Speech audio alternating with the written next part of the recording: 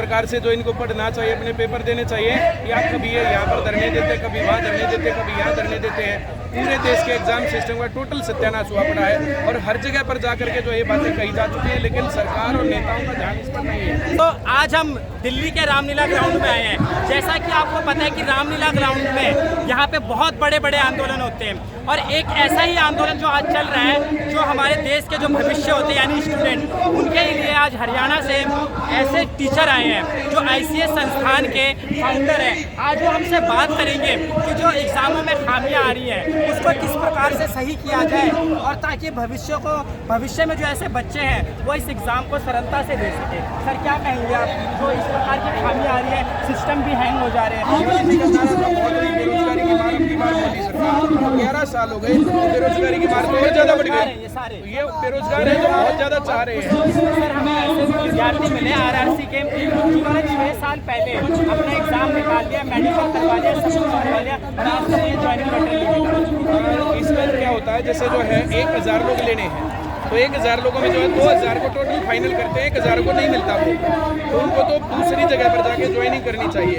इसके ऊपर जैसे कहीं पर आप समझो दिल्ली पुलिस की वैकेंसी आ गई 10,000, तो ये कम से कम 15,000 लोगों को टोटल फाइनल करेंगे, उसमें से ऊपर के 10,000 को देंगे, 5,000 लोग जिनका सारा काम पूरा हो गया।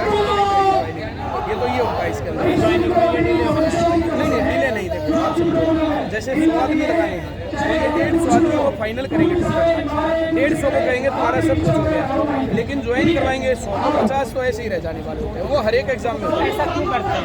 ऐसा इसलिए करते हैं कि कोई सब कुछ खराब हो रहा है, एज टाइम से जा रहे हैं, नहीं वो दूसरी जगह करें। जैसे वो ऊपर के लोग जो लग गए ना, जो नीचे वाले रह गए, वो इसलिए करते हैं कि जैसे 150 लोग इन्होंने फाइनल कर दिए, बाई चांस 10 लोगों ने नहीं किया, 20 लोगों ने नहीं किया, तो भर्ती पूरी हो जाए, वो फिर कम में ना रहे।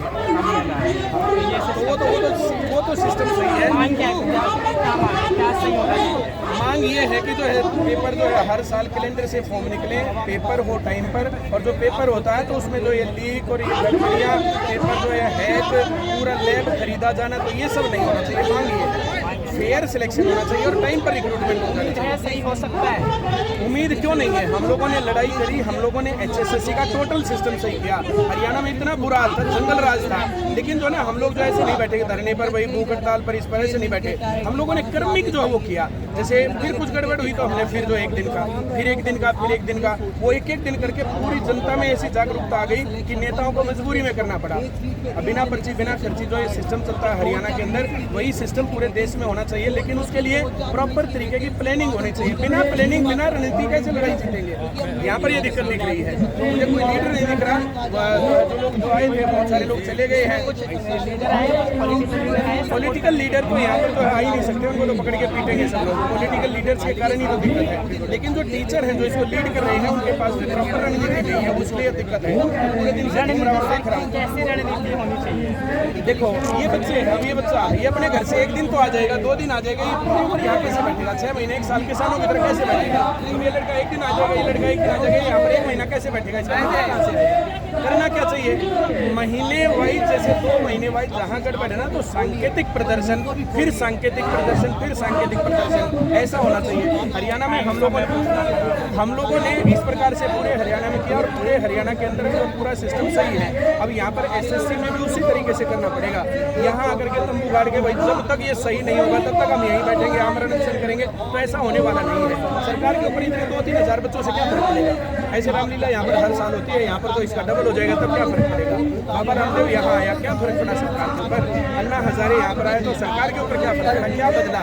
बच्चे यहाँ आएंगे 10 दिन, 15 दिन, 20 दिन, कितने दिन टिकेंगे? आपने बात की जो टीचर आए हैं वगैरह या वो लोग आए हैं, सबसे आपने ये रणनीति शेयर की है? सर मेरी बातचीत नहीं हुई से अभी नहीं हुई, मेरी बात होगी तो आप उनको जरूरी है मशवरा दें। मैं तो देखो जो है सब लोग मुझे जानते हैं। जैसे अगर जो ना एक फांसी खाने से भाई साहब देश आज़ाद होता जनता को जगाने से।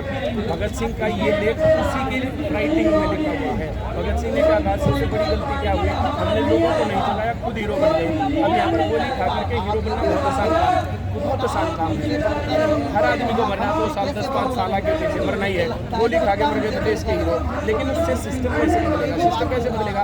हर एक बच्चा जागेगा, जब गलत हुआ तुरंत प्रोटेस्ट, जब गलत हुआ तुरंत प्रोटेस्ट, लेकिन एक दिन का सांकेतिक। हाँ, पूरी दिल्ली में वहाँ से निकले बच्चे जो है झंडा लेकर के में से मीडिया उसकी कवरेज कर रहा है क्या हो रहा है, किसी को बताइए और पूरी दिल्ली में से क्रॉसिंग हो रही है तो पता चलेगा ना कि यहाँ पर जो सिस्टम में गड़बड़ है, यहाँ पे भर्ती हो रही है, ये गड़बड़ हो रही है।